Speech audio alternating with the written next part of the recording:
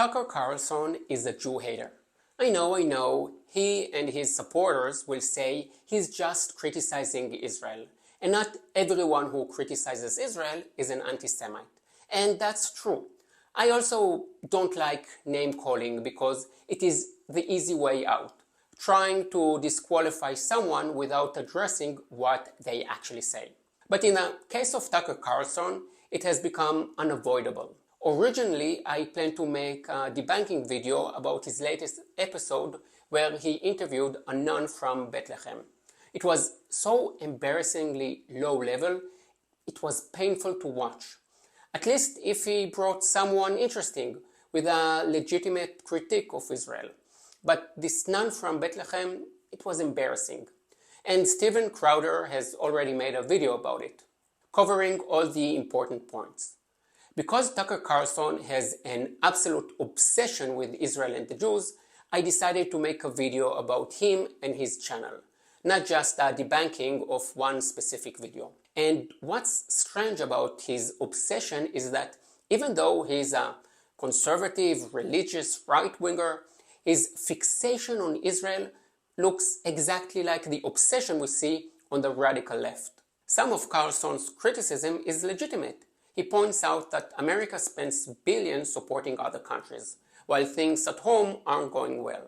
That's fine, but why does he only mention Israel and Ukraine? He forgets to mention that 80% of the aid Israel receives must be spent on American weapons. So in practice, the aid mostly supports the American arms industry. He doesn't mention that Egypt and Jordan together get about as much aid as Israel. Actually more, because Jordan's aid doesn't come back to American industry. US bases in Japan cost double what Israel gets, but Carlson won't touch that. And that's precisely what characterizes anti-Semites, an unhealthy, relentless focus on blaming Jews, while ignoring every other case. He also attacks AIPAC, the pro-Israel lobby. If you told me the only lobby in American politics was AIPAC, I would say fine.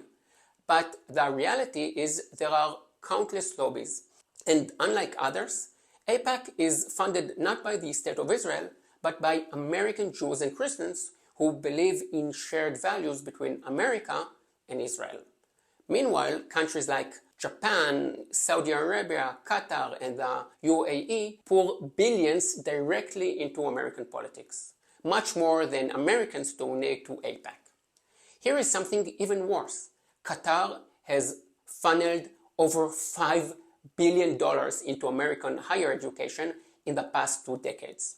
Do you think they are doing it out of kindness to help American students, or maybe to promote an agenda that doesn't necessarily align with Americans' best interests? And by the way, Qatar even funds school programs in the US. Crazy, right? But in Tucker Carlson woke right world, that's never mentioned. And when Tucker interviewed Qatar's prime minister, it was so sweet it almost gave me diabetes. Another thing Tucker loves to bring up, Christians are suffering in Israel. Really? So much suffering that Israel is one of the only places in the Middle East where the Christian population has grown by 500% since 1948.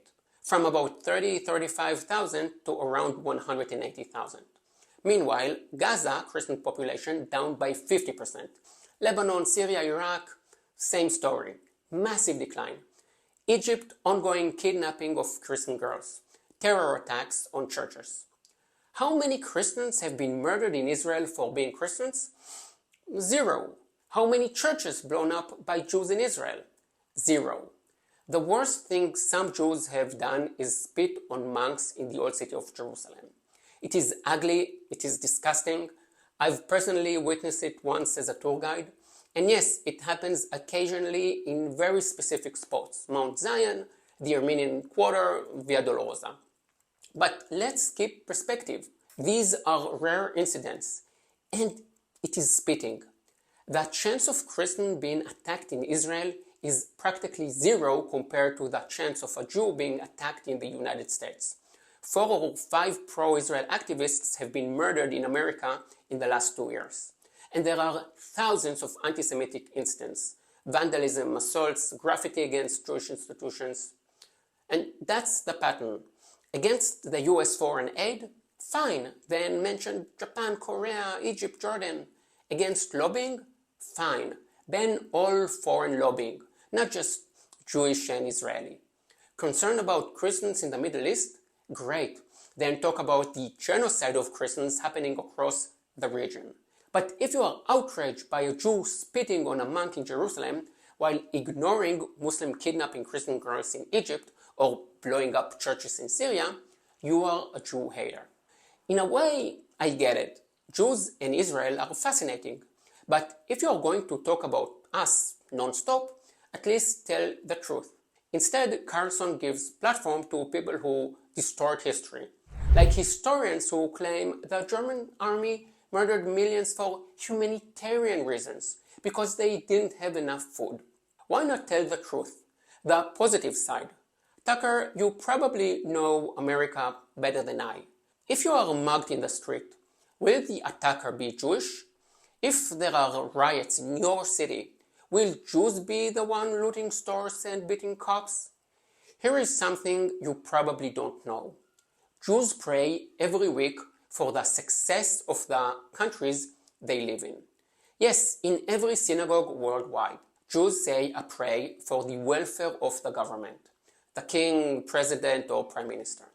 It is called prayer for the welfare of the government, or he who gives salvation to kings. Why would Jews pray for someone else's success? Because Jews understand something socialists never do. Someone else's success doesn't come at your expense. You want to live around successful people. You want to be in a society of entrepreneurs and creators. Because where Jews thrive, everyone thrives. Historically, Jews are a non-violent, successful minority. And when Jews don't feel safe and live, like what's happening in Western Europe today, it is a very bad sign for everyone. So Tucker, if you can't stop talking about Jews, fine, I get it. We are interesting. But at least talk about Jewish contribution to high-tech, science, art, culture, innovation. And one more point. Tucker Carlson presents himself as a devout Christian. So isn't it strange that the existence of Israel bothers him so much that the Jewish people have returned to their historic homeland? To me, that looks more like a miracle. I stand by my criticism of Carlson. But as a Jew, I also believe people can change, that people have free will. Tucker, you know this. Jesus was a Jew. The Bible he knew was the Jewish Bible. His disciples were Jewish. The society he lived in was Jewish, in the land of Israel. If you want to understand Jesus and the New Testament better, come to Israel. I will take you to Capernaum. Jesus chose to be there and not cross the Jordan River, where it was safer for him because he was reaching out to Jews. In Jerusalem, I will show you a stone Jesus certainly walked on when he went up to the temple. Neil Armstrong, a devout Christian himself, was there and said, "I'm more excited stepping on these stones than I was stepping on the moon." I will take you to Qumran, one of the most fascinating sites, where you will see Jesus wasn't against the Jews. There were many Jewish groups, and he offered another way. The sect at Qumran probably influenced John the Baptist. You can't understand the New Testament without understanding the Jewish context of that era, and you can only do that in Israel.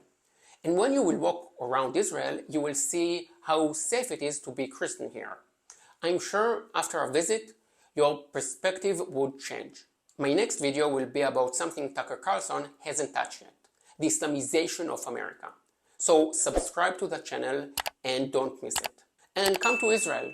It doesn't matter if you're Jewish, Christian, religious, secular, right-wing, from Wisconsin, or even from the left. The only place in the world where socialism actually worked and didn't become a dictatorship. The only place where tens of thousands lived in true communal sharing. Here in Israel, in the kibbutz, where I'm sitting right now. So come, we're interesting. See you in the next video. Yalla bye.